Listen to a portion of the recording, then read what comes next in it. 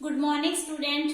आपका BA first year BA BEd second year class में welcome है। तो बच्चे, लास्ट लेक्चर में हम कर रहे थे कुषाण वंश के बारे में, हमने पढ़ा था, उनके शासकों के बारे में पढ़ा था। आज हम उसी को कंटिन्यू कर रहे हैं, उनके शासक कनिष्क की राजनीतिक उपलब्धियों के बारे में हम पढ़ेंगे। द अचीवमेंट्स ऑफ कनिष्क में हम सबसे पहले उनकी राजनीतिक उपलब्धियों के बारे में पढ़ेंगे, जैसे कि पॉलिटिकल अचीवमेंट्स। तो उसने राजनीति में क्या क्या भूमिका निभाई थी। पहले क्या हम करेंगे कि उसने किन किन राज्यों पर विजय पाई थी। पहले हम करेंगे कश्मीर पर विजय, कि सबसे पहले कनिष्क ने कश्मीर पर विजय पाई थी। क्लियर। तो कहा जाता है कि सर्वप्रथम कनिष्क ने कश्मीर पर आक्रमण किया और उसको जीत लिया था। और उसने कश्मीर को जीतने के बाद उसने बहुत से नगरों की स्थापना भी की थी। कलहन, जो समय का प्रसिद्ध इतिहासकार या विद्वान था, उनके अनुसार उन्होंने जो कनिष्क ने कश्मीर को जीतकर वहां उसकी नगर व्यवस्था की थी और कनिष्क ने बहुत से स्मारक बनवाए थे। और उसने कश्मीर में श्रीनगर के निकट ही एक नगर बसाया था जिसका नाम रखा था Kanishkapur. Very important question, Kanishkapur रखा था। इसी तरह उसने कश्मीर का एक इलाका था कुंडलवन, वेरी इंपॉर्टेंट ये भी, कुंडलवन में उन्होंने चौथी भोज संगीति का आयोजन भी करवाया था। क्लियर। तो जो उन्होंने कनिष्कपुर बसाया था वो बच्चे आज भी एक गांव के रूप में वहां बसा हुआ है। क्लियर। उसके बाद नेक्स्ट आता है सकेत और पाटलिपुत्र। क्या आता है? सकेत और पाटलिपुत्र। कहा जाता है कि हमें बौद्ध ग्रंथों से ज्ञात होता है कि कनिष्क ने सकेत और पाटलिपुत्र पर भी अपना अधिकार किया था। पहले उन्होंने सकेत पर आक्रमण किया और उनको विजित कर लिया था। फिर सकेत को जीतने के बाद उसने पाटलिपुत्र पर आक्रमण करता है और जो वहां का शासक था पाटलिपुत्र का, कोटकुल नरेश था, और वो क्या है, हार जाता है और पराजित होकर उससे वो युद्ध का हर्जाना मांगता है। कौन? कनिष्क कोटकुल नरेश से युद्ध का हर्जाना मांगता है और वो युद्ध का हर्जाना तो दे नहीं सकता। जो कोटकुल नरेश होता है वो उसको हर्जाने के बदले में एक अपना बौद्ध विद्वान, जो समय का फेमस विद्वान था, अश्वघोष दे देता है और साथ ही उसको बुद्ध का जल पात्र भी भेंट कर देता है, जिन्हें पाकर कनिष्क संतुष्ट हो जाता है और वो अपनी राजधानी वापस आ जाता है। क्लियर। उसके बाद नेक्स्ट पॉइंट है पार्थियनों पर विजय, के जो कनिष्क के पहले जो कुषाण शासक था कुजल कल्फिस, उसने पार्थियनों को हराया था। तो कहा जाता है कि पार्थियन जो राजा था वो अपनी हार का बदला लेना चाहता था।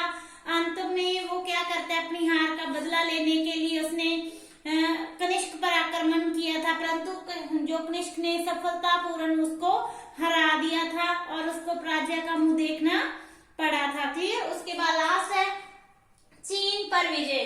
तो जब कनिष्क का टाइम पीरियड था उस समय चीन का सेनापति था पांचाओ।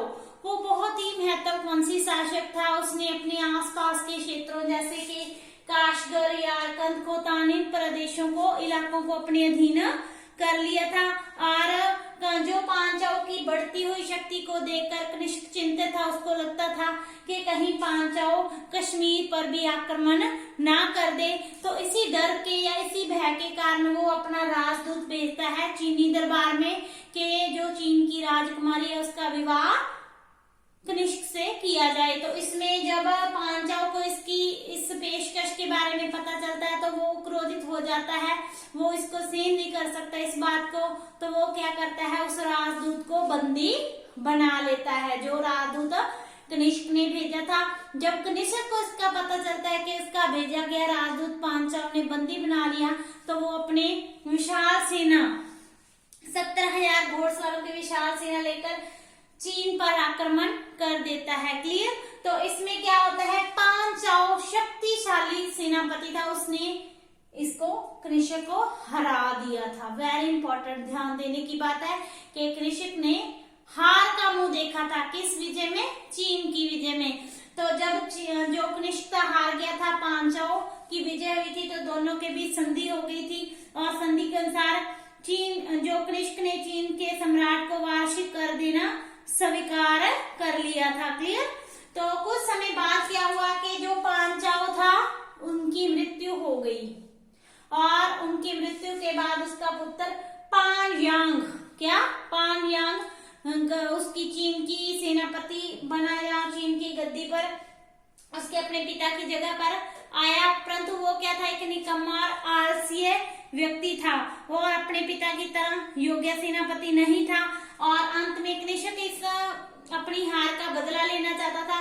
तो इस समय कृषक को ये अवसर मिल गया तो उसने क्या किया, पांचांग पर आक्रमण कर दिया और उसने चीनी सेनापति पानयांग को हरा दिया था।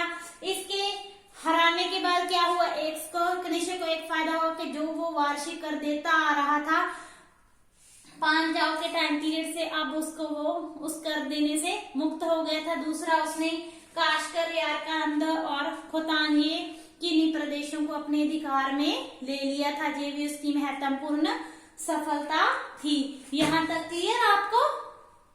तो नेक्स्ट पॉइंट हम करते हैं उनके साम्राज्य विस्तार के बारे में पढ़ेंगे। तो कहा जाता है कि कनिष्क का साम्राज्य भारत के बाद अफगानिस्तान, बैक्टीरिया, काशगर, इसके अलावा खोतान, यारकंद तक फैला हुआ था। अगर हम भारत के अंदर की बात करें, आंतरिक स्थिति की बात करें, तो उनका जो शासन था वो कहा जाता है कि पंजाब, मथुरा, उत्तर पश्चिमी सीमा प्रांत, सिंध, कश्मीर तक ये प्रांत उनका अधिकार था।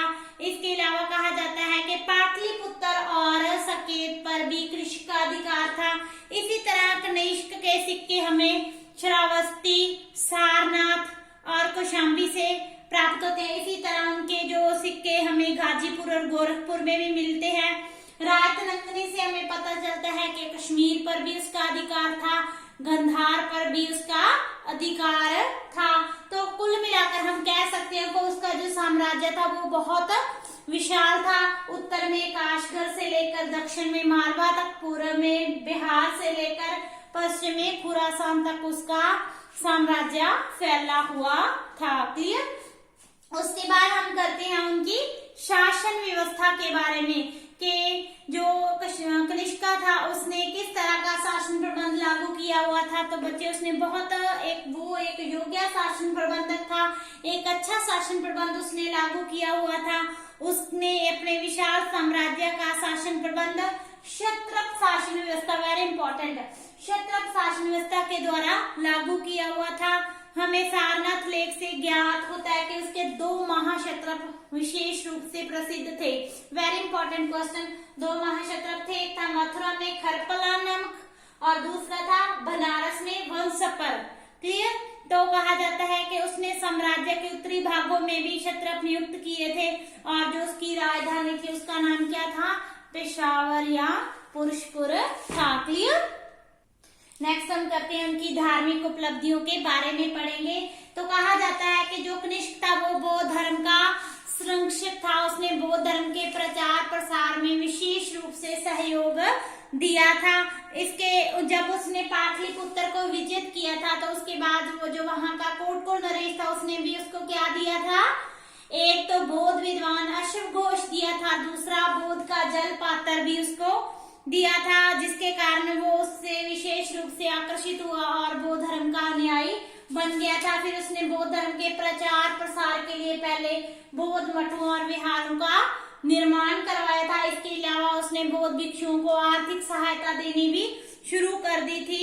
इसके अलावा उसने स्तूप, विहार और स्मारकों का निर्माण करवाया। अगर हम धर्म प्रचारकों की बात करें तो उसने बौद्ध धर्म का प्रचार करने के लिए विदेशों में भी धर्म प्रचारक भेजे थे, जिसमें उन्होंने चीन, जापान, तिब्बत, चीन, जापान, तिब्बत और मध्य एशिया में बौद्ध धर्म का विशेष रूप से प्रचार और प्रसार करवाया था। उसके बाद आता है चौथी बौद्ध संगीति का आयोजन, कि उसने बौद्ध धर्म के प्रचार के हेतु अपने ही शासन में चौथी बौद्ध संगीति का आयोजन कहाँ करवाया था, कश्मीर के कुंडलवन नामक स्थान पर, जिसमें 500 भिक्षुओं ने भाग लिया था। कितने भिक्षुओं ने भाग लिया था? 500 भिक्षुओं ने भाग लिया था और ये अधिवेशन 6 माह चला था। 6 मंथ इसको चलाया गया था और इसका जो प्रधान या अध्यक्ष था वो था वसुमित्र और उपाध्यक्ष या उप प्रधान था अश्व घोष और इसमें उन्होंने जो त्रिपिटक थी उन पर टीकाएं लिखी गई थी, छोटी छोटी टीकाएं लिखी गई थी, जिसको महाविभाषा नामक ग्रंथ से अंतिम रूप दिया गया था। और इसी भोज संगीति के अंत में जो महायान धर्म था, महायान इनकी शाखा थी, उसको राय धर्म इन्होंने घोषित कर दिया था। क्लियर? आज के लिए इतना ही, कल हम इसी को आगे कंटिन्यू करेंगे। Thank you so much.